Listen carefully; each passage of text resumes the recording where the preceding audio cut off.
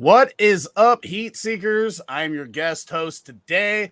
Our boy Bryce has the COVID, so he had to call in tonight. Doesn't do that very often, so hopefully he gets feeling better and he'll be back next week. But next week you'll be missing Mr. Anthony over here. He's taking a vacation day right when the season starts. Best timing ever there, Anthony. No, I'm actually doing a live draft. My league mates is the only day they could do before the season started. It had to be a Tuesday, and I told them I prefer not to do a Tuesday, but I was outvoted. I think the viewers are happy that that you're going to be gone on a Tuesday, so I think that works out just fine. So today we are going to be talking like season preview, going over some of the stuff that happened in the preseason, some surprise stuff that's going down. Obviously there's quite a few surprising things that have happened over the last week, but we're going to talk about that and how it affects fantasy. And why don't you just jump us right into the news and notes there, Anthony? Yeah. I mean, first we got to give our prayers to Brian Robinson Jr. I was in a redraft league and I drafted him in the 8th round, and literally 20 minutes later, just a few rounds after I took him during the draft, the news broke that the carjacking had happened and he was shot.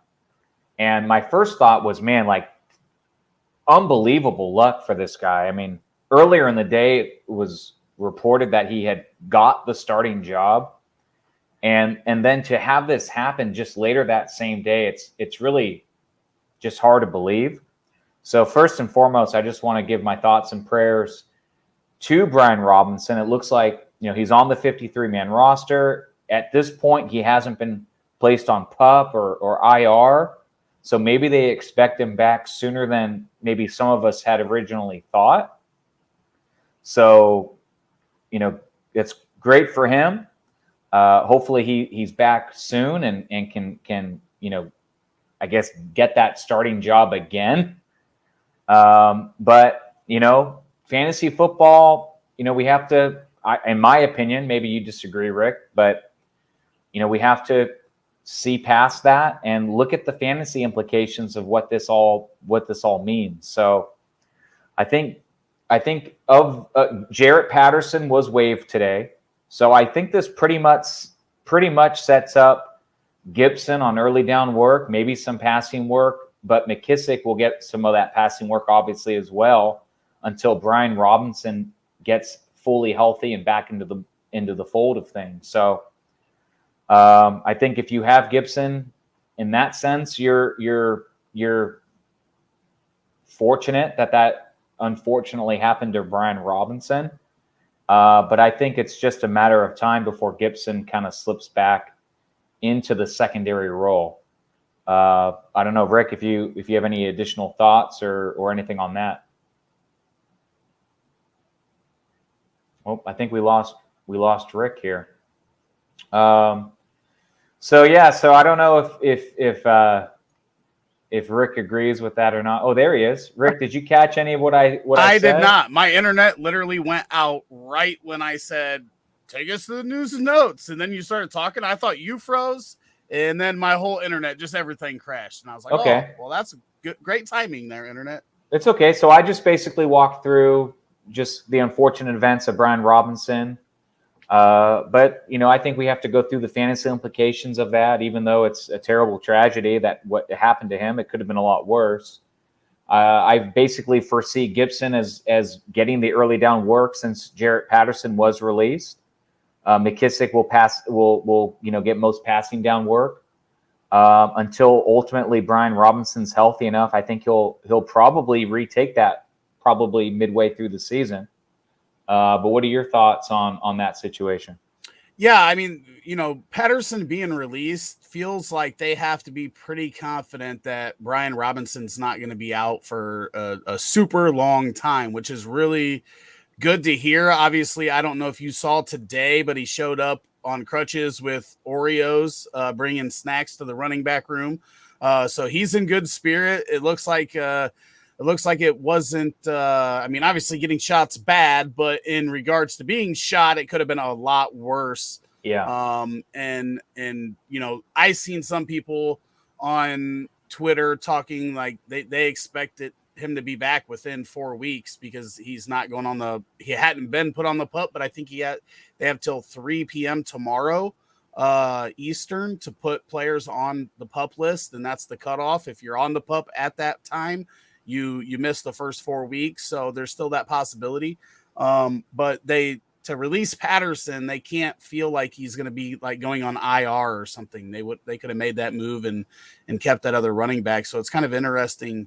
It's such a weird timing, right? Like it was announced it was reported that he was going to be the lead back and handle most of the carries. And then hours later that happens. And it's like, did somebody piss off Antonio Gibson? Yeah, I mean, I even said, I mean, I drafted him in a redraft league in the 8th round, and literally 3 rounds later, like during our draft, that's when the news broke. Was I mean, minutes after I drafted him. So it's just pretty crazy. I mean, I don't think we're going to see anything like this ever happen again in our lifetime. But I'm very happy that Brian Robinson is I mean, more or less okay. It sounds like he's going to be able to play this year, and I just think that is fantastic. Yeah, that's awesome. But for people that are like, this is your time to sell Antonio Gibson because he's not the lead back. He has these fumbling issues, and you know, I wrote it up just a week ago before all this was even announced and everything. People forget this is a wide receiver from college that had less than 100 touches and was converted to running back coming into the NFL. He has problems holding on to the ball. He's not super efficient. You know, he can handle the workload. He showed that he can handle the workload, but you got to be able to do those other things, hold on to the ball and make positive plays for your team. And that's where he struggled. And that's why Brian Robinson was winning this job. Yeah, no, I agree with you. What's the next piece of news? Yeah, I just worry it's going to be hard to find a trade partner for Gibson. You might just want to have to just ride it out. They have a pretty favorable schedule early on, so yeah. Yeah, but if you can find a partner, now's the time to do it because I don't know that his value is going to be higher than it is right now. Yeah, and I think maybe try to, if you don't have Brian Robinson, maybe go to them. I mean, I know you're not a big fan of handcuffing, but a lot of people are. And maybe the person with Brian Robinson would want to kind of have Gibson there to kind of have both for the season. So I agree. That would be a good time. Well, I will say it's different right now, right? Like, yeah, I wouldn't really call it a handcuff. Right now, you're buying the starting running back for the Commanders. You know what I mean? And we don't know how long that's going to take for Brian Robinson to get back into it. We don't, you know, the only other one I remember getting shot like in season, like Plaxico Burress, like that's the closest thing to this that we have, really. Yeah. So we don't know how long it's going to take him to get back into the groove of things, even if he's, you know, back playing in 6 or 8 weeks. Like, how long does it take him to get his legs under him? Antonio Gibson may be viable for the entire season this year. Yeah. But we just don't know. There's just a lot of question marks around that. Yeah, definitely. So the next piece of news here is injury related as well. Najee Harris was reported to have a Liz Frank type injury in his foot. And then I don't know if you saw Deontay Johnson's beautiful reception, but he unfortunately landed on his shoulder and didn't return to the preseason game. Now, they did say if it was a regular season game, he would have returned. So I think for Deontay, there's really no concern. Najee, though, I mean, with a running back having even a slight Liz Frank injury, I mean, that could really limit him throughout the year. And how do you feel long-term, I guess more specifically about Najee Harris this season and then also just going forward? I was already kind of worried this season with him being taken as highly as he was. Yeah. I understand the usage was there last year, and we've argued on stream number of times. He got a lot of those targets because Ben Roethlisberger's arm was gone. And I don't think that I already didn't think he was going to get the targets that he got last year in this offense. Not that Trubisky's great, but he actually has an arm and he can actually get the ball downfield. So it's not the safety net that he needs, at running back. So I already thought that his usage was going to change. He was also very inefficient last year. And part of that is the offensive line. Pittsburgh's offensive line wasn't great. And we don't know, I say this all the time, offensive lines, like unless you know that the players are really good, you just don't know how they're going to turn out year to year, especially with playing different defensive fronts and everything like that. But I was already worried. Liz Frank injury, I've talked about it with Travis Etienne. I'm worried about him coming back after a full season. Obviously, his was more severe, but having that Liz Frank injury and trying to play through it could, one, be a big injury waiting to happen, and two, could hurt that efficiency even more. So right now, like in redrafts, I would really hate to have Najee Harris on my roster right now, because I just don't see it ending very well, sadly, because I like the kid. I love the talent, but it's that injury plus already losing targets could hurt. All right, now I have a quick dynasty question. Who would you rather have in dynasty? Najee Harris or Christian McCaffrey?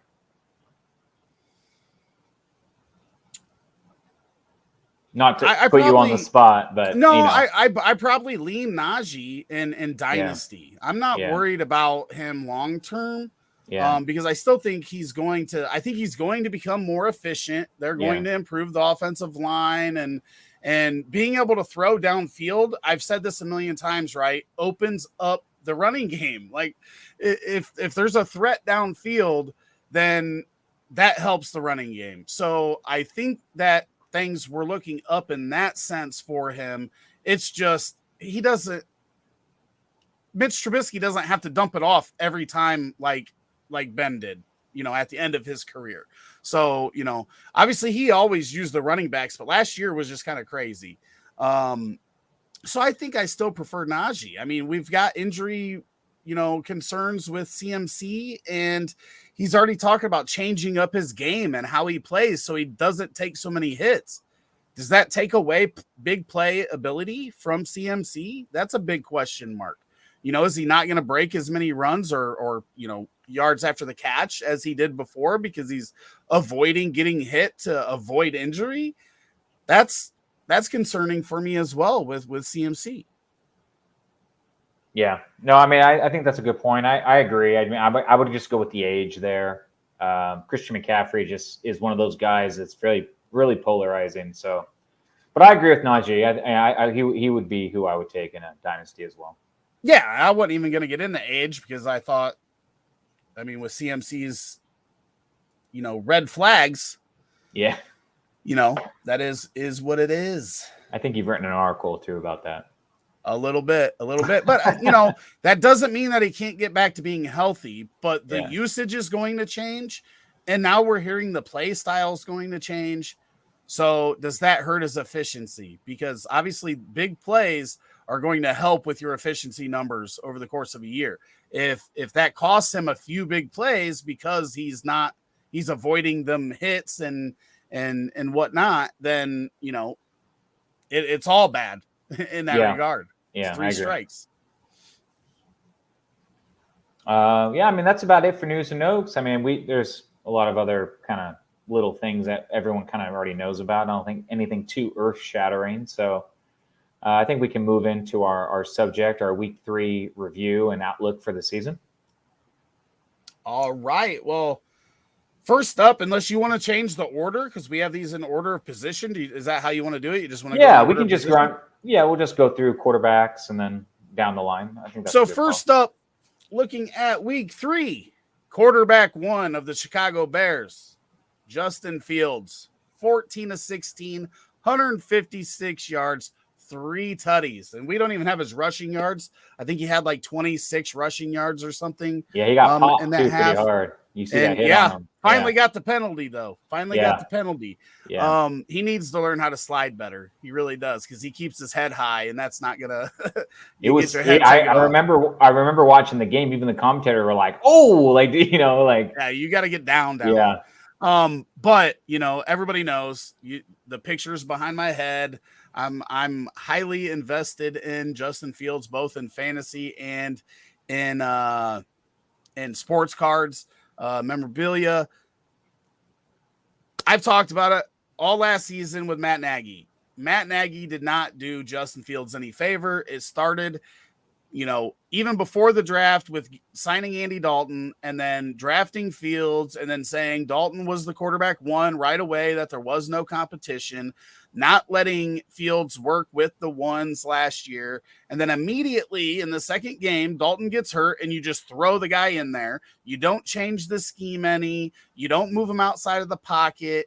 And that doesn't help a rookie quarterback. He's already got a learning curve, and now you're asking him to do stuff that's not natural. It's natural for him to be moving around, making plays, and we saw that in the half. And obviously we understand, none of the cornerbacks were playing for Cleveland. Garrett wasn't there. Clowney wasn't there. So, I get that. But when you watch him now, it just looks so much more natural for him playing that position with what Luke Getsy is doing with the offense, and that they're building the offense around him instead of trying to build him around the offense like Matt Nagy did last year. I'm totally stoked about the kid. I think he's going to rush for 650, 700 yards. He rushed for 400 last year, and they didn't even utilize him that way. It was all just running for his life, right? So, I'm totally stoked. So what did you think, and what are your feelings on Justin Fields going into year number 2? Yeah, I was very impressed. I'm going to be honest with you. I was really impressed. I didn't think last season that Fields just was accurate enough with the ball. I didn't think he was making good decisions. But I after watching him play, he looked flawless. He was making the right decision. He was rolling out when he needed to roll out. He was getting yards on the ground when he needed to get yards on the ground. I agree with you that his slide wasn't ideal.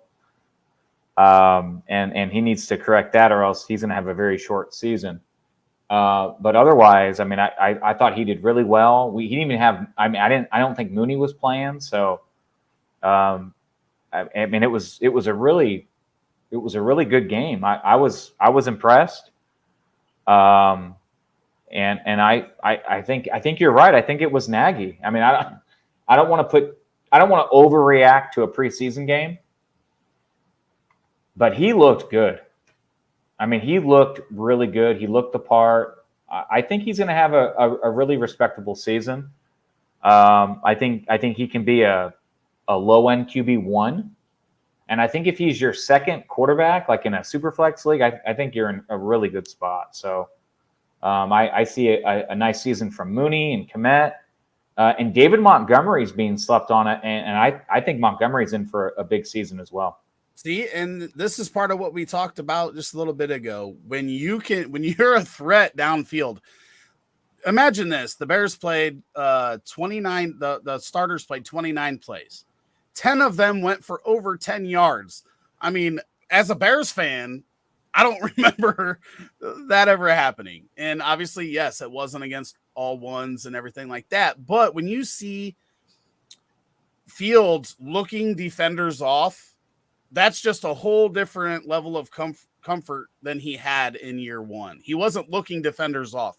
Like if you look at the Dante Pettis play on the sideline where Fields looks the defender off and then kind of no-looks it to Pettis.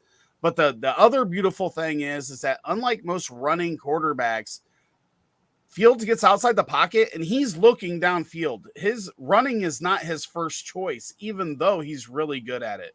Yeah. And that's like the Cole Kmet play.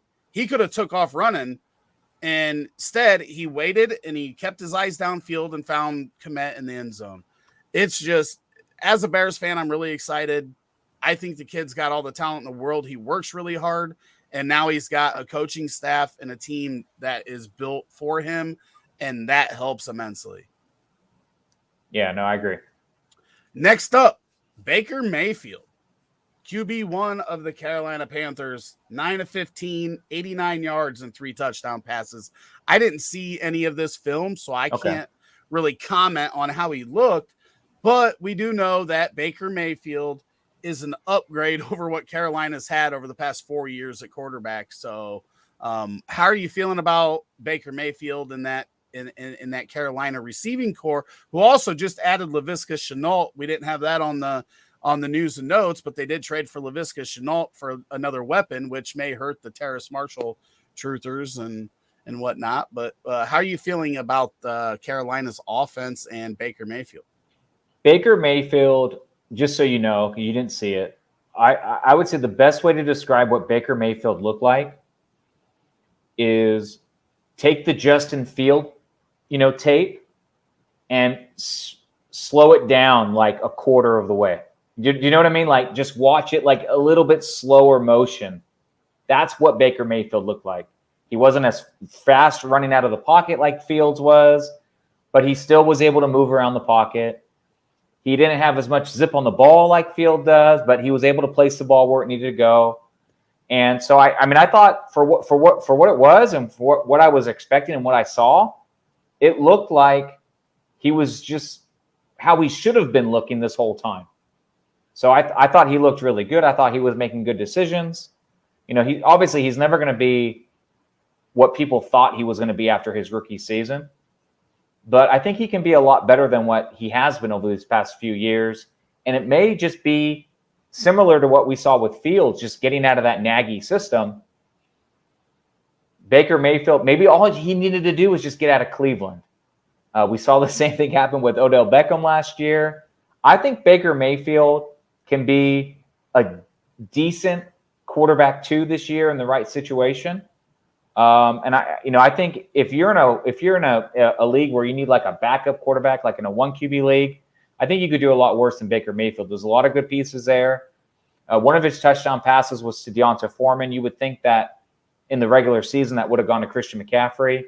So you can kind of see, like, if you watch the highlights from Baker Mayfield's, like, what he did in the game, you can really kind of see how this offense is going to work. And I think it could be relatively successful. I will say that I'm a little more skeptical, not seeing it, just knowing that we've seen Baker Mayfield in spurts. So is this the long-term Baker Mayfield that we're going to see in Carolina, or is this just one of those, highlight games that we've seen from him in the past? Yeah.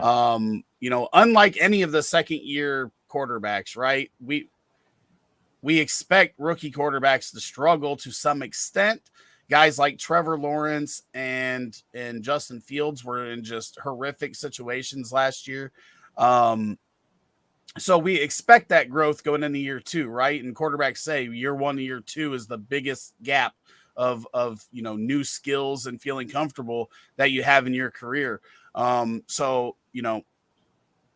Is Baker the guy? He's better than what they've had. He did play injured last year, so I think he's better than he was last year, but I think he's more of what he was 2020, 2019 than him going back to what he did in the second half of his rookie year. Yeah, I mean, again, he looked like Fields in slow-mo. Like, imagine that Fields tape you saw, you watched the game. Imagine it being the field completely muddy and raining. And then imagine Fields playing like in those conditions. That's what it kind of looked like, Baker compared to Justin Fields. So it wasn't as good as Fields. He'll probably never be as good as Fields, will probably be. But it looked a little bit more promising than I think people would have thought. So I thought it was good for what it was. And I think if you have Christian McCaffrey, you can be confident that he's going to be in a good spot now with a better quarterback giving him the ball, keeping drives alive. And then obviously with DJ Moore, things are pointing in the right direction. So now we're going to move on to the running backs, and we've got Dameon Pierce at the top. He was obviously the cover photo man on this. I like how you just went in there while I was reading his stats and corrected his spelling of his first name. But 6 for 37 and a touchdown. That's, really negligible because he had already been winning this job. But the big news is Marlon Mack just waved, cut, no longer with him. clearing the path. And I think this is what you do for a young player when you plan on relying on them, is you get the veteran out of the way, take the pressure off of that rookie, and just let him go out there and do his thing. Now he doesn't have to look over his shoulder every day. If I make a mistake, Mack's taking my carries. I think that's a good plan for them to have. But at the same time, this guy didn't have a lot of production in college. It's been preseason. His value has just completely skyrocketed over the past few weeks. This is a situation where it may be a trap and people may be let down big time. We're also talking about a Houston Texans team that we don't know that their offense is going to be real good. I will say that Davis Mills surprised me last year, but I don't know that there's going to be a ton of touchdown upside. And I think a lot of people could be let down with Dameon Pierce after his value skyrocketed over the past 3 weeks. Anthony, what are you thinking? I think this is the real reason why Bryce isn't here today, because his boy Marlon Mack was released. No, just kidding, Bryce, if you're watching. I can't agree more with you. Pierce is in a good spot. He may have a good year. He's not going to be a long-term solution at running back, in my opinion. It's possible, but history says it's not going to happen. He may have a good year. I mentioned this last week, and it kind of reminds me of Michael Carter. I mean, Michael Carter, people were paying firsts for Michael Carter. And now, I've seen rookie drafts. Dameon Pierce is going like ahead of Ken Walker. And it's just people are too in the now. And it's just a bad dynasty mix, especially, if you're picking in the top 5, you probably don't have a very good team. You're thinking, I can get my running back now with Dameon Pierce after Breece Hall got drafted. It's like, it's just not the right way to build successful dynasty teams. Go with the wide receivers that are available in the top of the draft and rookie drafts. Do not overpay for Dameon Pierce. Honestly, if you cannot trade for Dameon Pierce right now and get a good deal. So for me, he's a hard avoid. And if I have him, it would be a hard sell, unless the only way I wouldn't trade him is if he was like, I was a good team and I got him in the draft at a good bargain and I needed an RB2 or someone to help me win the championship. Then I'm okay with it, but I would probably be selling him in more places than not, just because of everything you said. It's a really volatile situation long term. And even though he may have a good year, he may even not have a good year, but he may have a good year. I just don't see a very long road for Dameon Pierce being successful in the long run. So I agree with most everything you said. I just want to make it very clear that I'm not saying that this guy can't be and can't be a long-term player. Looking at Houston, they have one of the best undrafted free agent running backs in the history of the NFL in Arian Foster.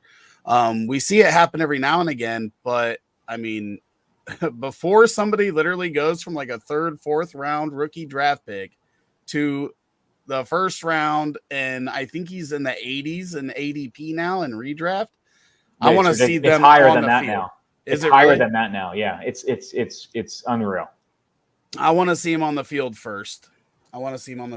He's going ahead of like AJ Dillon right now. Last I saw. It's just what in redraft. Okay. That's it's just insane. That's ridiculous. Next up is Isaiah Pacheco. I never know if I say his name right, but I think you got it right.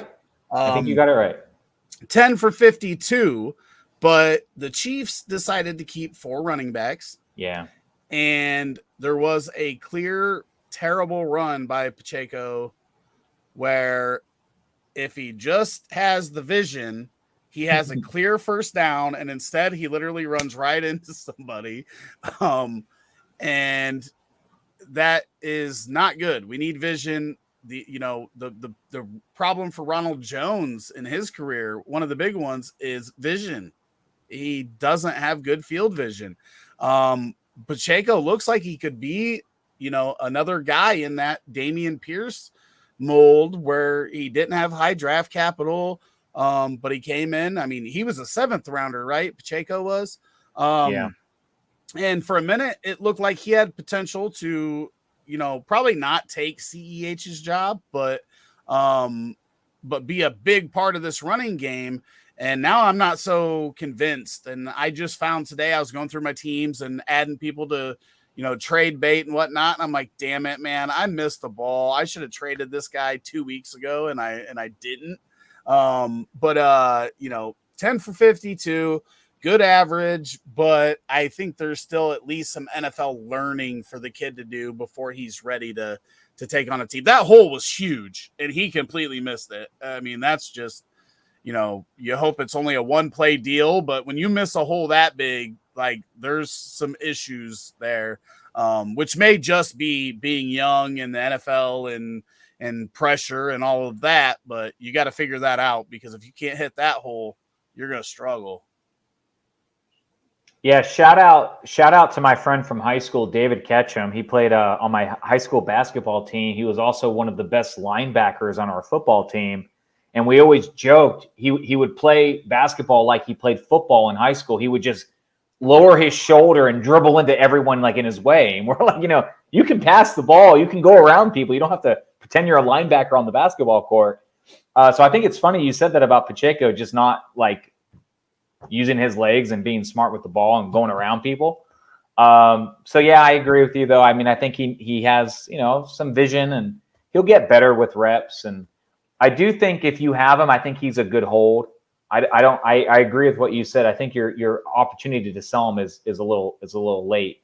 So I think he's a good hold. Put him on your taxi squad, see what happens. All it would take is an injury to Christian McCaffrey or maybe even Jerick McKinnon, where we could see him have a bigger role. So I think he's a good stash at this point, and just kind of hopefully he develops along the right way. And just so everybody knows, by Christian McCaffrey, he meant CEH, not yeah, Clyde Edwards-Helaire. Sorry. Hey, you get those 3 C initial names. Nobody calls him Clyde Edwards-Helaire. Nobody calls Christian McCaffrey CM, or nobody calls Christian McCaffrey. They call him CMC. Yeah, my bad. So little mix up there. Next up is Samir White, 5 for 17 and a touchdown.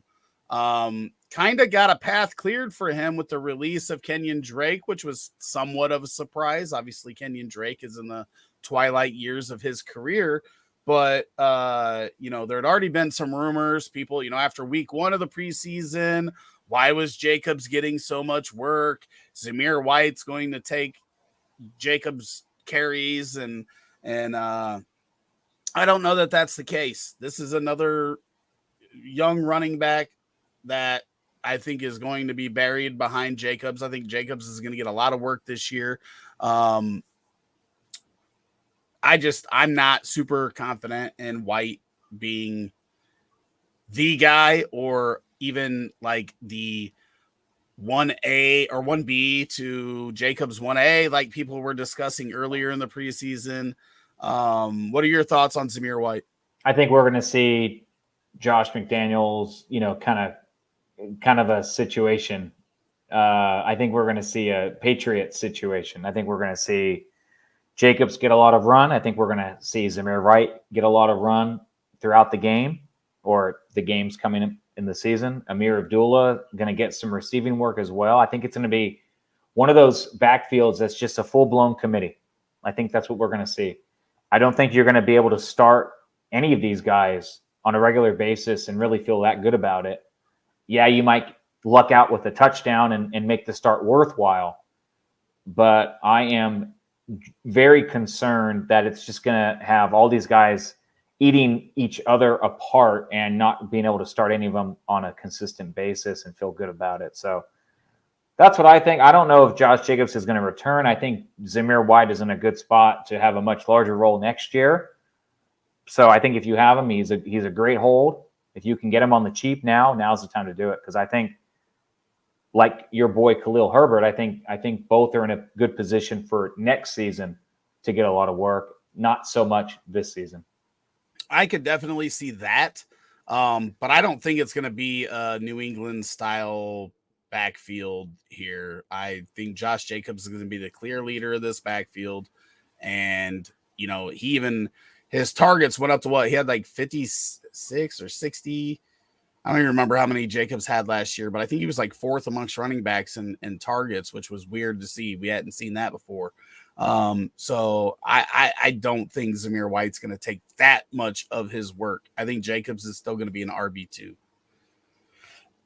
Excuse me. And the last one, Keyshawn Vaughan, 9 for 36 and a touchdown. I mean, this is a case where, I honestly don't know between him and White. White was getting a lot of the hype early, but it's cooled down dramatically.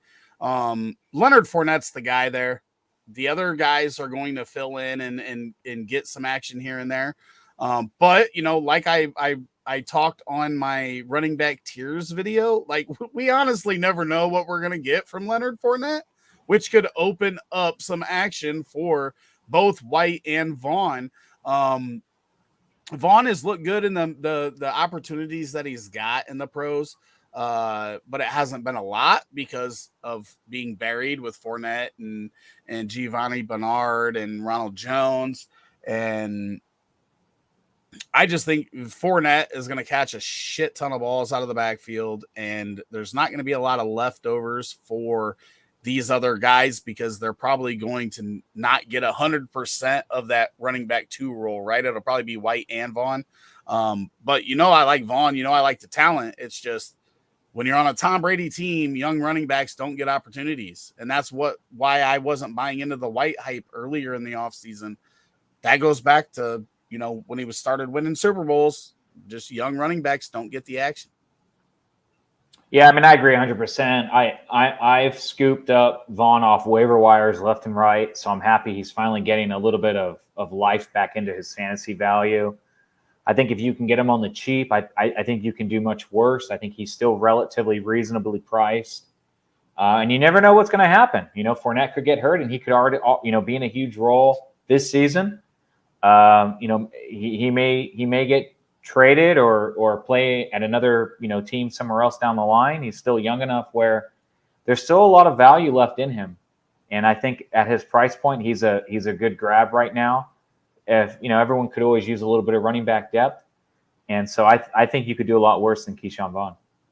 I agree. If Fournette goes down, it's open to who's going to get a lot of the work, and even in a 50-50 split in that offense, if both of them are catching passes, they can both be started as a flex option weekly, right? Because they throw to the running backs. Tom Brady throws to the running backs a lot, so there is definitely a path for that to happen. But, there's been all this talk about Vaughn and how bad he is and he sucks.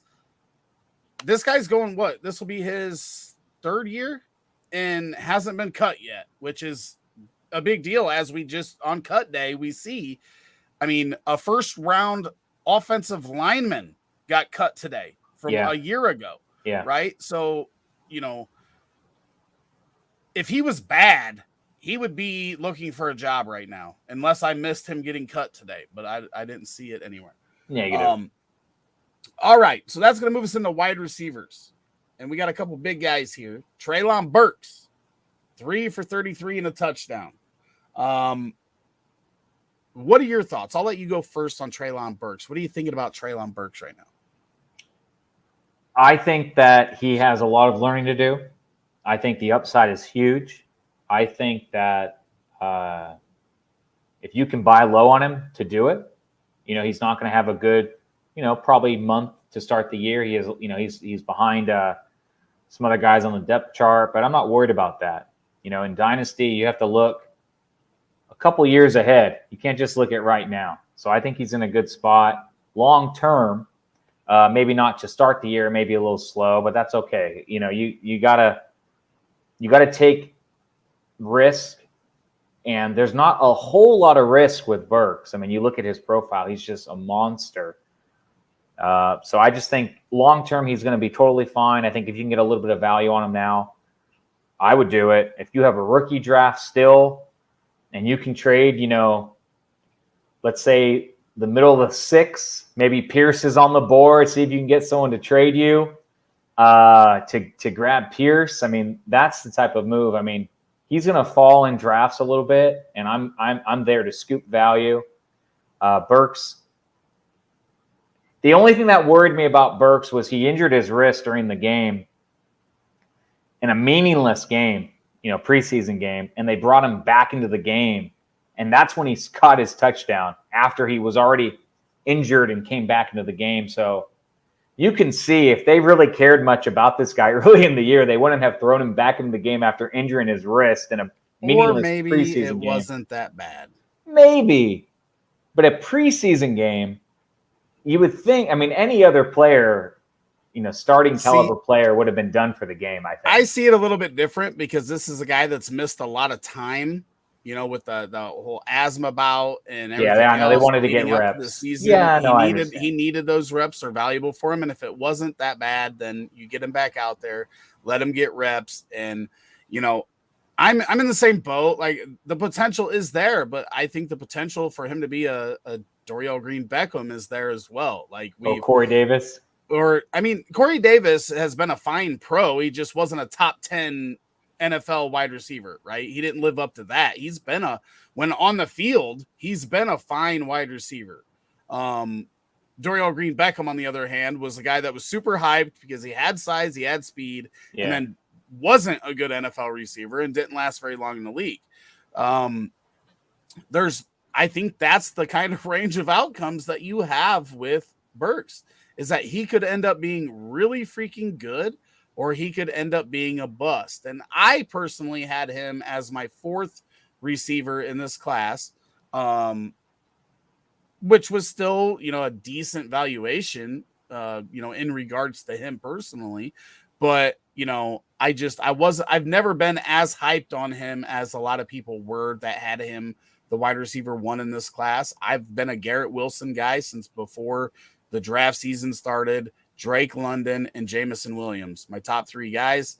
So, I don't dislike the kid, but I think there's just a way larger range of outcomes for him than with a lot of the other rookie wide receivers. Chris Olave, for example, I think is a fairly safe pick with high upside. So, Burks is going to have to get on the field, continue playing, and continue staying healthy. I think to get that hype back where it was at the beginning of this draft season. Okay. We'll see. I just think if you can get him at a value right now, which I think you can, I think he's a great buy.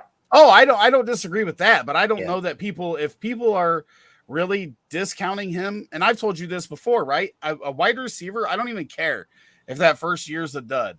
I'm not trading them until into that second year. I'm not losing that value if I spent a high draft capital on a wide receiver. We've been spoiled by the Justin Jeffersons and the Jamar Chases, but that's not the norm, right? These guys don't hit like that. That's not how the majority of wide receivers hit in the NFL. I think most people would rather have Dameon Pierce than Treylon Burks. I don't agree with that evaluation. If that's the case, I will trade you 2 Dameon Pierces for every 1 Treylon Burks. Right. That's what I'm saying. And I don't know if you've seen the last couple of weeks, Rick. We put up polls. I think maybe that's the poll we'll do today. I think most people in our Facebook group would pick Dameon Pierce over Treylon Burks. That's bonkers to me. Yeah, so I think we'll do that poll, and that's my advice: is if there's a guy who's hyped up, Brian Robinson, Dameon Pierce, if you can trade him for a Treylon Burks, which I think you can in a lot of leagues, that's what I'm talking about. So, yeah, I wouldn't disagree with that at all. Yeah. But I do think there is that wide range of outcomes. I'm willing to take that shot for a Pierce or a Robinson or something like that. But, yeah, I understand. I just those other rookie wide receivers specifically that I liked more than him in the draft. It wasn't even a knock on him. I liked this receiver draft class a lot. It'll be interesting to see who does hit. We know there's going to be misses. We know they're not all going to hit, right?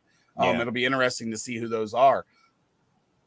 Talking about that hype, a wide receiver with size that was super hyped coming out as a rookie, that has literally just caught his first touchdown in 3 seasons in the preseason. He had not had a preseason touchdown, an in-season touchdown, but Denzel Mims of the Jets, 7 for 102 and a touchdown, went from looking like he could be either traded, which I don't think's off the table because they are deep at wide receiver, or straight up released, right? 2 weeks ago to not being traded or released to this point.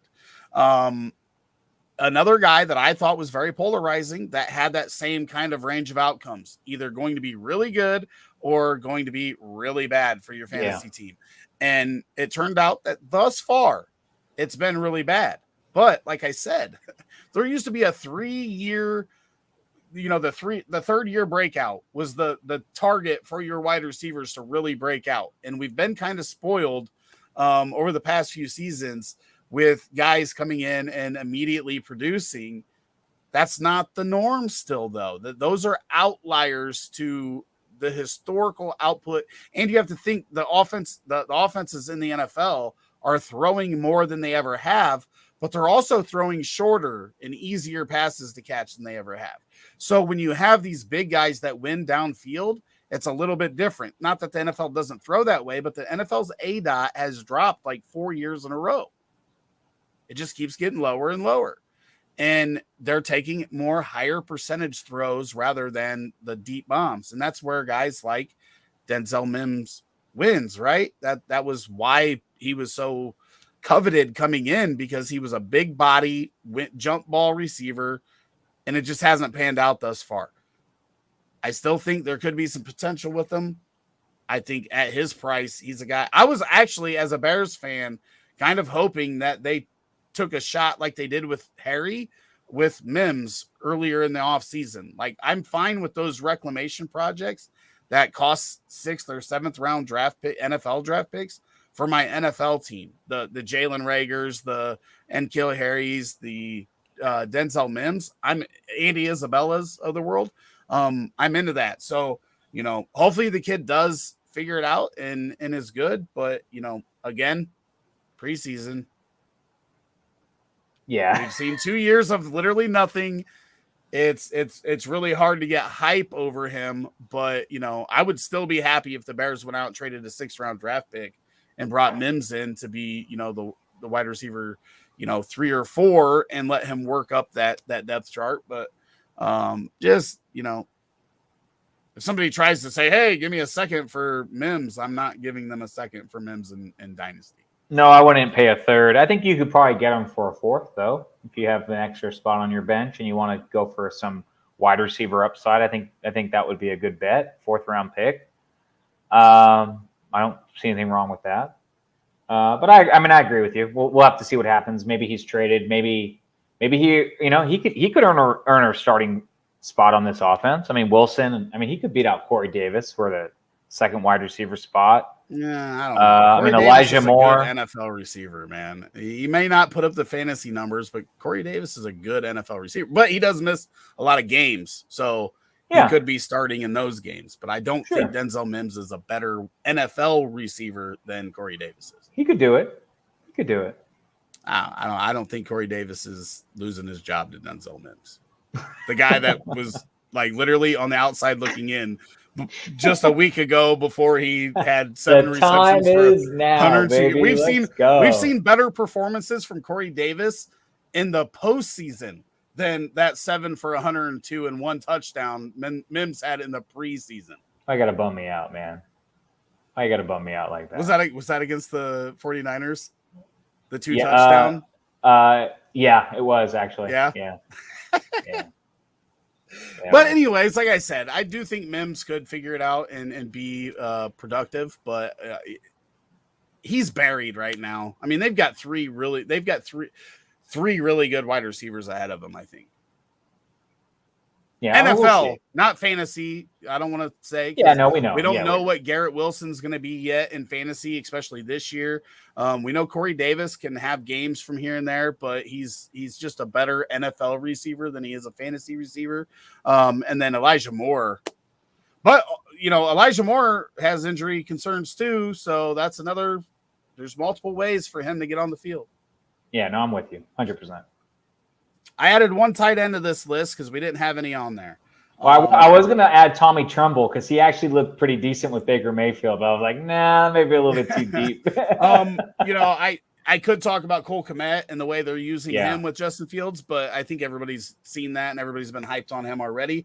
But Dawson Knox, the outlook for Dawson Knox, I think changes quite a bit because we didn't know what O.J. Howard was going to do to Dawson Knox. And there was already concerns with if Gabriel Davis is taking a step forward, if McKenzie and Crowder are going to be active. The slot has gotten 7 to 8 receptions from Allen throughout his career.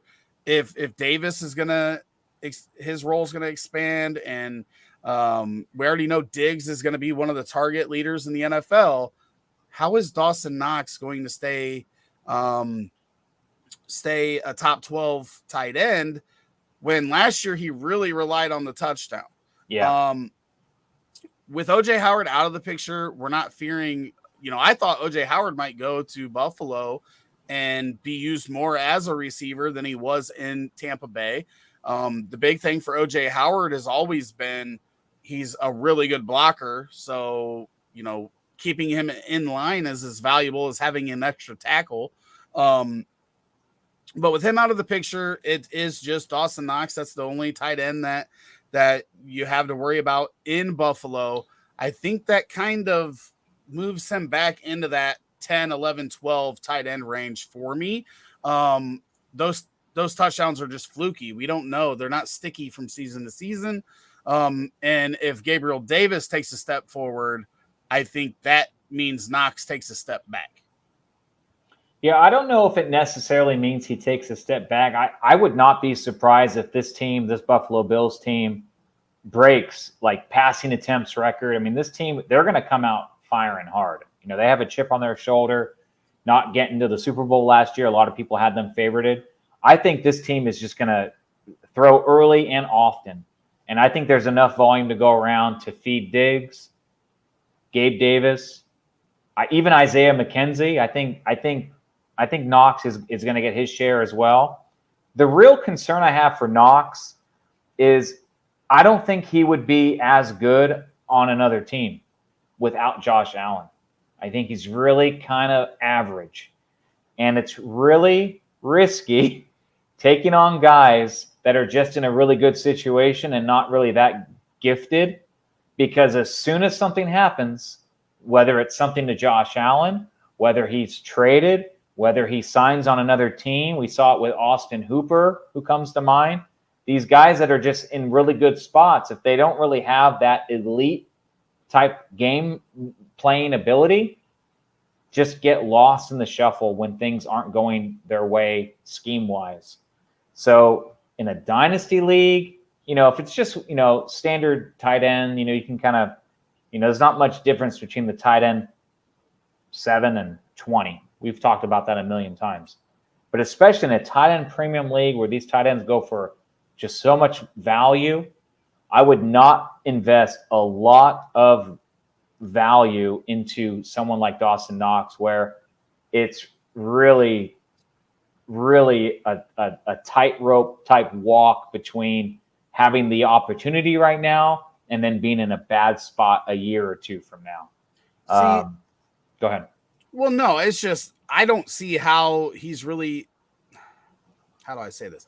I think it's just touchdowns. That's what you're wanting from Knox. You're wanting him to get in the 8 to 10 touchdown range, because I don't think he's going to get a lot of action. He is at minimum the fourth option in the offense from the passing game. Buffalo showed they want to throw the ball to the running back more. That's why they tried signing J.D. McKissick and then drafted James Cook. he might be the 5th option from just a pure reception standpoint. He may be the number 2 option when it comes to the red zone, but I just don't think you're going to get a lot of action from Knox as a receiver. I just don't think you're going to, but there is so much touchdown upside, right? He could be Robert Tonyan from 2 years ago, right? Where doesn't catch a lot of passes, but ends up with 12 touchdowns. Yeah. Because he's big in the red zone. That's where I think you're hoping he, or like Hunter Henry last year. Or Hunter Henry. Yeah. Perfect example. Yes. That's what I think Dawson Knox is, because especially if Gabriel Davis ends up getting, he's had 35 catches each of the first 2 years. If he jumps to 70 receptions, then Knox literally has almost no path to reception success. It's going to be red zone. Yeah, really raw. Yeah. Mm-hmm. All right. That was the last player. So we can answer some questions because that's going to end the meat of the show. And I see we've got a couple questions in here. First up is, where did it go? Okay. Facebook user, I'm not 100% sure who this is, wants to know our Super Bowl predictions. So I'm going to ask you first, who you got for the Super Bowl? It's going to sound really kind of chalky, which I hate doing, but I got to go with the Bills because I just think that they just want it so bad. And I feel for that fan base. Now, granted, if they get there, they're probably going to lose because that's what the Bills always seem to do. They do lose a lot of Super Bowls. And, I'm out here in California. I think the Rams are still in a really good spot. I know they just won. I think they're the favorite to take it down again this year in my mind. I think the Stafford elbow thing is a little bit overblown. I think. I do agree with that. Stafford plays through freaking broken backs, so exactly he's going to be fine. I'm going to go with the Chargers. I do like the Bills. I do like the Rams. Nobody can discredit the every other year Tom Brady. There's a lot of good teams. Patrick Mahomes and the Chiefs. There's so many AFC teams. It's crazy how stacked the AFC is, huh? But I like the Chargers a lot. And there's been a few times over the past decade, 15 years, where we've said the Chargers have the best roster on paper, and then they completely bomb and shit the bed. We've seen it plenty of times. But I just think, man, they've got such a good defensive front. They've got Derwin James at the back end of the defense. They're just so freaking good on defense. And then you've got Herbert going into his 3rd year. You've got 2 really quality receivers. You've got a real quality running back, plus some depth at both of those positions. I just think they're going to be a team that competes for it. My concern is that they play in a division with 3 other teams that I think could compete for a Super Bowl. And that's Denver, good defense, good offense now with Russell Wilson. Chiefs, good defense, good offense with Patrick Mahomes. I think the Raiders are even good. I don't think they're a Super Bowl contender, but I think they're good. So you're beating up on each other all the time. That could make it hard for one of those teams to actually win the Super Bowl because they're getting beat up all the time. But I do like the Chargers on paper. I think that they are just a monster. I'm excited to see Justin Herbert in year 3. But as always, all these teams that we talk about, health is going to be a huge, huge thing. Our buddy Cody, who is, just so everybody knows, tomorrow night, Redraft Fantasy Inferno starts up with Mr. Cody off the schneid and our boy Shane Barrett. Had a brain fart there for a second. Your brain just crashed like the internet did about an hour ago. It just said, no, you're not going to get it right. But 9 p.m. tomorrow night Eastern on this channel, you will see the Fantasy Inferno with Cody and Shane. I'll be on there tomorrow night as well as a guest. I'm not on there weekly, though. So this was to Fields. Apparently, you and you and Bryce were talking shit about Fields a couple weeks ago. I mean, probably. I don't know. Probably. I mean, I don't know if I would say he's a throwaway QB, but I see how it is. He's a QB 2. All right, John. John wants to know 12-team Dynasty PPR IDP. What side you like? And the IDP part might mess us up because neither of us are well versed. No, I went on to the IDP stream last night. Brad and Craig were on there. I got a whole bunch of good information, so I might be good for this. So he says, give Cortland Sutton, Marvin Jones, Foye Olukun. I don't know who that is. Derwin James. Get Devin White, Rashad Bateman, and Christian Kirk. So really, for me and Craig, I hope you're in the chat here. Maybe you can phone a friend. In. But when I look at this, like in my league, I'm going to take more of the offensive side. So the Rashad Bateman and Christian Kirk, I agree, seems to me to be the best side to have, just for scoring wise. But I don't know your league scoring. And mine, I would be willing. It's just tough though. Derwin James is a beast. I don't really know Marvin Jones and Foye Olukun. I don't know him. He sounds soft. I'm gonna go with Bateman and Kirk and Devin White. Like the more I think about this, I think I have to think Derwin James is a beast in IDP, dude. He is a monster. I don't know. Foye Olukun was a 6th-round pick. He plays for the Falcons. I don't know. Jaws says we want the Foye Sutton side. And that's after I kind of think about it, because like Sutton's the best wide receiver in this group, I think. It could be argued Rashad Bateman. But Derwin James, I think, is the best IDP player here. So I think you're getting the best player on both sides of the ball. It could probably be argued Devin White as well. Foye Olukun plays for the Jaguars now. Oh. I don't know, John. It seems okay, this is the answer. I have the answer, Rick.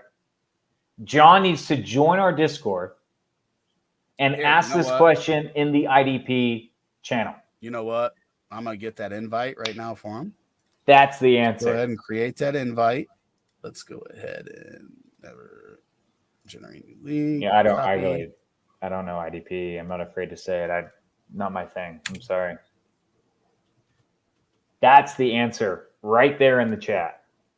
Yeah, John, join that. Get in there and chat with us. It might take you a minute if you're not used to Discord, but get in that Discord chat and go to IDP and tag Brad Menendez and Craig, and they will help you for sure. Kevin Fury, my dude. Kevin says, are we playing Njoku or Komet week 1? I think this is going to be unanimous. I'll let you go first. Komet. No doubt. Komet, I mean, Njoku has upside. I want to see it first. I don't really have that much faith in their quarterback situation, especially to start the season. For me, it's easy Komet. No question about it. It very easily Komet for me. I think Komet's going to really surprise a lot of people this year. They're using him it's so creative the way they've used him. It's just so weird as a Bears fan. I'm like, I've been watching the freaking John Foxes and the Matt Nagy's and the Mark Trestmans for years. It's been brutal. It's hurt real bad. And I think we may have finally found an offensive coordinator that's creative and smart. And I know it's early. I'm just hyped. I'm ready for the season. All right, in your PC, I've seen your Fields collection. Do you have any Komet? I don't. My PC is strictly right now because because Fields is so expensive, it has been strictly Fields for me. I've moved all my commits. I had commits. I had Mooney's. I had some Montgomery, but I've literally moved everything, even like my Cubs PC that I had put together. I've moved that stuff to invest more in. That's how much I've believed in Justin Fields and the talent. Wow. I've always liked the talent. I mean, I've got about 150 unique Justin Fields rookie cards right now. And I'm very, very excited for those to go up here over the next 3 to 5 months. This is my only PC. Right. That is a cool card, though. That is a cool card. I'll get into more now that we're getting out of Fields' rookie card. You know, the Bears are so expensive to get in a break right now because of Justin Fields. But with 2022 product coming out, I do plan on adding more players now that my expense of collecting Justin Fields is going to drop a little bit. I will still be buying up more and more rookies as we go, but I'll be able to diversify a little bit more now. And hope he doesn't pull a Trubisky. Because those cards are cheap. Jaws says, where are you at? Buffalo Wild Wings? Are you asking me or Anthony, Jaws? I'm in my office is where I'm at. No, I think he was talking about the Buffalo Bills and something about the Bills, but I'm very low on Buffalo Wild Wings. They're not very high in my rankings. Me neither. And literally two of my exes work there. My brother literally traveled the country setting up Buffalo Wild Wings, and all of them raged about it. And I'm like, dude, like for a long time I didn't even get their wings. I just didn't care for their wings. I got their shrimp wrap that they had back in the day. That was bomb. But I'm the same way. I'm definitely pulling the under on Buffalo Wild Wings. Okay, Josh says, rather young tight end stash of Tommy Tremble or Cade Otton. I'd go with Cade Otton. I mean, I've seen Tommy Tremble. I even joked, he looked pretty good in this past preseason game, but no, there's just not enough upside with Tremble for me. I'd rather go Otton long term. Yeah, I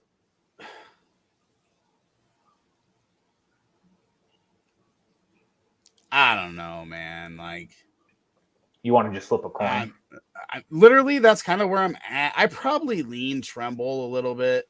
I mean, young tight ends, we're not going to see much from Cade Otton this year. No.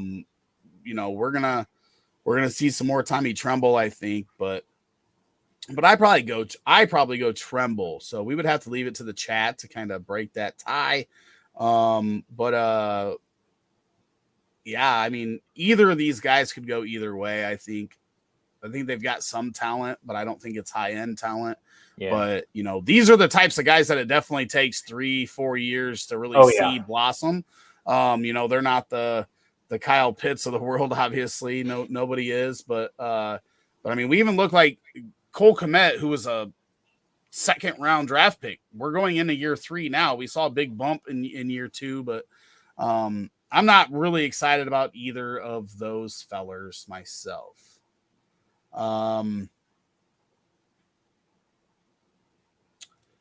So Josh says Foye looks like a high-end linebacker 2 for a while, even with the rookie linebacker pick. Sauce Gardner's joke from Leone's last stream. He was supposed to get that joke. Yeah, I don't remember. I'm sure it was funny, Jaws. I'll give you 2 points. I don't remember. I love you, Jaws. Thanks for coming back. Any last minute questions? I want to answer them. I'm on here. I'm stoked. Filling in for Bryce, even though like my day crazy. But I will be back tomorrow night if you want to see me again. With Cody and Shane for the Fantasy Inferno, the first episode of the 2022 season. And people, we are right there. 1 week from tomorrow. 1 week from tomorrow, we get NFL regular season football. DFS kicking in. make sure you get into the Discord. I dropped it in the chat a little bit ago. I'll drop it again. But get into this Discord channel. Or if you're listening or watching, whatever, rotoheat.com/Discord will get you direct access to the Discord channel. Just so everybody knows, too, I'm doing a free Survivor League. You can get the link in the Discord and YouTube community tab. We're going to have some fun this year. Make sure you get in that Discord. I'm always doing some sort of giveaway, and we're always doing some sort of contest or making bets with each other, or just chatting and asking questions and learning about fantasy football, betting, DFS, whatever. Memes. Get in there. Memes, music, movies, sports cards, video games. Let's whatever. go. We've got it all. Get over there and chop it up with us. Anthony, any last notes before we hit the road? No, best wishes again to Brian Robinson. Also, best wishes to our colleague Bryce, who's down with the Rona. So hopefully we'll see him next week. And appreciate you coming on last minute here, Rick, and talking football before the regular season starts. It's very cool. Oh, Jaws did ask one question. He asked if Marlon Mack still had hopes. He said he thought he still looked good. Like I said earlier in the show, I think that part of this is getting that veteran off of the rookie's back, breathing down his neck. I seen another post today where they were talking, like at quarterback, as soon as Lamar Jackson took that job, Flacco was out. As soon as it was time, it's just moving. And that's why I'm worried about, we didn't talk about this today, but I'm worried about Jimmy Garoppolo and the Niners. Now Lance is going to be looking behind his shoulder all season. I don't think it's good. I know why the team is keeping him. I was talking to my friend at work today about it. He thinks it's a good move for the Niners. I don't. I do not think it's good to have the young QB always worried about losing their job. It's not how you want to play on game day. It's worrying about your job. So before we get too far off the rails, to answer Jaz's question, I do think Marlon Mack is going to find his way onto another team. I don't know that he's going to be a starting running back. I think the best case scenario is that he fills in for a starter if they go down, or he splits with somebody else that's like at the same talent level as him. I just don't think he's going to be a big fantasy producer. There was a chance before Pierce kind of elevated himself after the draft that Mack would get a lot of carries in this Houston offense. So I don't blame people that were spending third-round rookie picks on him, because that opportunity was there for good value for this season. But I just don't know. I think Atlanta would be a good fit. See, I don't, because I've been high on Tyler Algier to be the Dameon Pierce. So I'm ready for him to break out and go. I like Tyler Algier a lot, so I don't want him to go there. No, I don't want him to go there. I just think it would be a good fit for Mac, though. There's Philly, right? Rumors have been Philly's been looking for somebody. No. But to your point about Lance, like, we had this discussion in the Superflex chat in the Discord, and I went back and looked. It was a month and a half ago, and people were talking about Jimmy Garoppolo, and I said, dude, there was already talk at that point that San Fran didn't really want to let him go because they weren't convinced that Trey Lance was the guy. And 49ers are built to compete for the Super Bowl now. Yeah. Right? Like, they can't afford to have a bad quarterback in this stretch, because when you have to pay that quarterback later and you have to pay some more of these studs that they've got, it's going to be real hard to do that. And there's going to be a dip. Bryce and I both on this stream the last couple of months, we've both extremely cautioned taking Lance as a first round pick, like in a super flex. Like, it's just way too risky. I mean, we don't even know if he's going to even finish this year as the starter. If he has a couple of bad games, I would not be surprised if he's benched. And I mean, you just can't have that much risk in an early round pick. So if you still have him, man. So here's my question. If Lance goes out, right? Because I think one thing that people are underestimating is the Bears defense. Like, they really only lost Mack and Hicks, who didn't play a lot last year, and their defense was already above average, but The Bears completely revamped their secondary with Brisker and Kyler Gordon, plus just a better defensive coach. Let's just say Lance goes out and throws 3 interceptions week 1. He won't. But if he did, no, I mean, I think he'll easily keep the job even through 3 bad weeks. He'll be the week 4 starter. I would bet against that. I don't think so. The team has made it clear that it's his team. Have they made it clear? Because they literally just were sleeping in separate houses with their wife, and then they were like, "Oh shit, my side chick just ain't doing it for me. I gotta rekindle this old flame and revamp the contract." And I don't know, man. I'm not as convinced as you are that they're confident in Trey Lance right now. No, I don't think they're confident in him, but I think they're willing to risk the season to keep him the starter. I don't think that. And here's why. Because putting him out there, if he's not ready, you're risking more than just this season. You're risking Trey Lance in his future to do that. And I think, and that's what my argument was in the Discord. If you don't think Trey Lance is ready to play NFL football, I don't care if he's your number 3rd pick. That's even more reason to protect him because you spent so much draft capital on him. He's a huge investment. It doesn't have to happen in year 2 if he's not ready. This is a guy that didn't play very much college ball. If he's not ready for the NFL, you protect him and you. I agree with that, except for the fact that they wouldn't have made him the starter if they thought that. That's what doesn't add up. It's not like they still have Garoppolo taking reps and competing for the job or anything like that. Well, yeah, because Garoppolo wasn't around because they were going to let him go. They literally were in the middle of divorce proceedings and then we're like, oh shit, oh shit, I made a mistake, right? Like you've seen people, people that got remarried to the same person, right? Like I do. Yeah. I know some people that got remarried to the same person. Like it's kind of different scenario. This time. and I'm not saying that Trey Lance can't like improve as the season goes on and hold the job. Yeah. But what I'm saying is that if he doesn't do well, the 49ers aren't going to give up a potential Super Bowl caliber team to throw out the guy just because he's the number 3 pick in last year's draft. Because you hurt your team, you hurt your Super Bowl chances, and you hurt the developmental process of Trey Lance if you do that. When you can have him sit behind Garoppolo, and Trey Lance has talked about how he loves having Garoppolo on the team and how he helps him.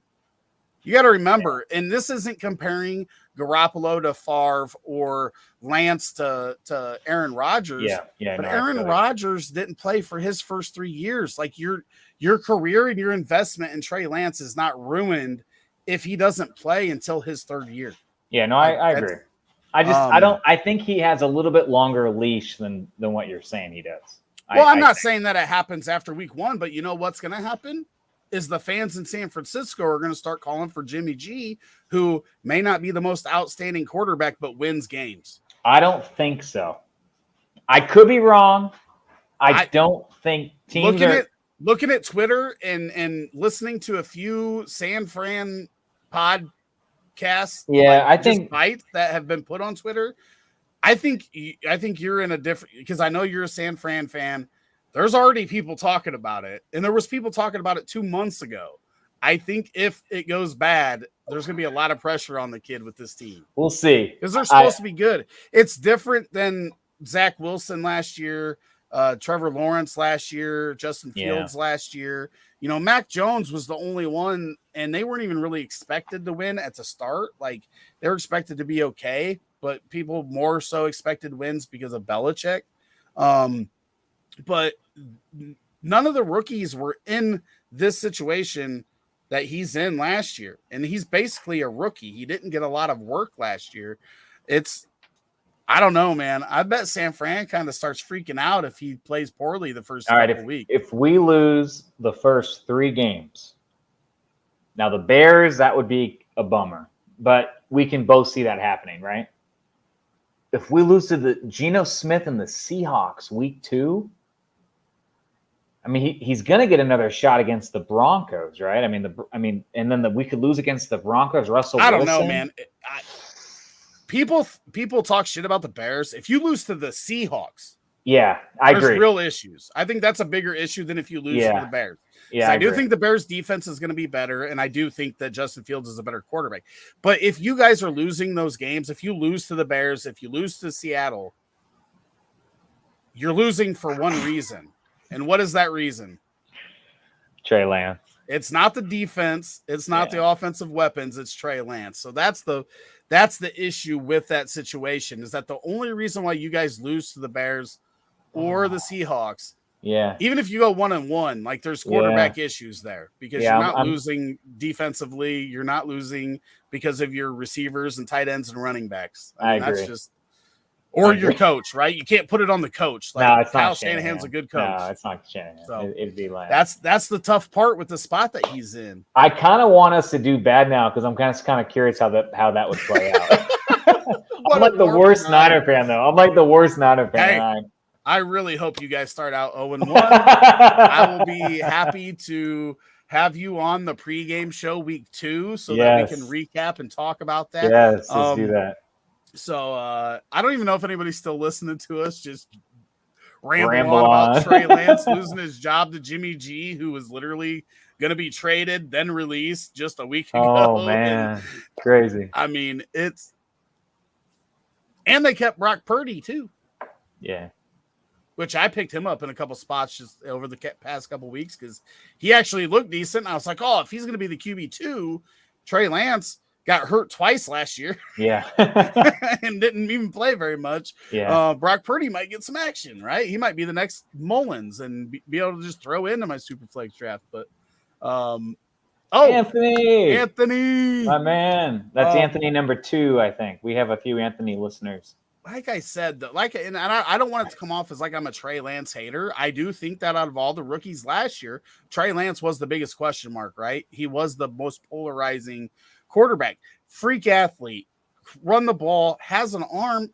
We don't know how accurate he is. He didn't play a lot of college ball. There's just a lot of question marks.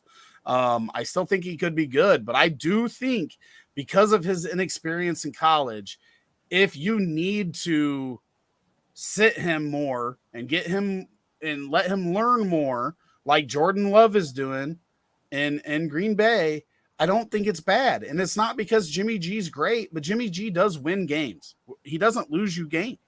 Yeah.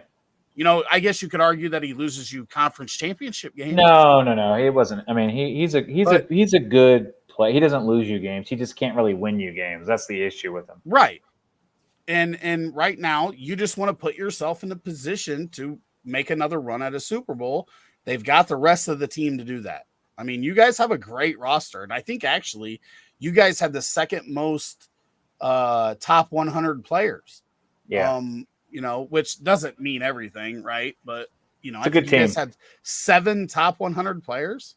It's a really good team. That's a good team. And you guys should be competing. You guys have been good the last couple of years, but have been, you know, had a lot of guys hurt. It's you know, it's not the game that I love starting off with as a Bears fan because I would, you know, I would be more scared if it was Jimmy G. Right. Just being honest, because I know Trey Lance could make a lot of mistakes in that game. Yeah. And if he does, then the one thing to watch in the game. The one thing to watch, Trey Lance, he's a really good decision maker, and he has a good arm. The one thing I want to really watch is his accuracy. He's not as accurate as he should be, and that's the one key aspect of his game that I'm really going to be paying attention to. It'll be real fun to see. Craig's booing us, so we've got Anthony saying, "Great conversation, Craig." Boo. Thanks, Craig. I even just like the last time I talked to Craig, I literally said, "You're an amazing man." And then he comes in and boos me. I was kind of, I don't want to say trolling the IDP show last night, but I was making some wisecracks in the chat. Oh, so he's booing you, not me. Yeah, probably. Okay, fair enough. Fair enough. It is what it is. All right, peoples. I will see you tomorrow night at 9 p.m. Eastern on the Fantasy Inferno with your co-hosts, Cody Off the Schneid and Shane Barrett, who is the creator of the Red Zone Redemption podcast, which was the Fantasy Nightcap, and he also runs Paulie's Playoffs, which raises money for Alzheimer's. It's great. They're both great guys. You're going to enjoy it. I'll be their guest tomorrow night. They're going to plan on having guests throughout the season.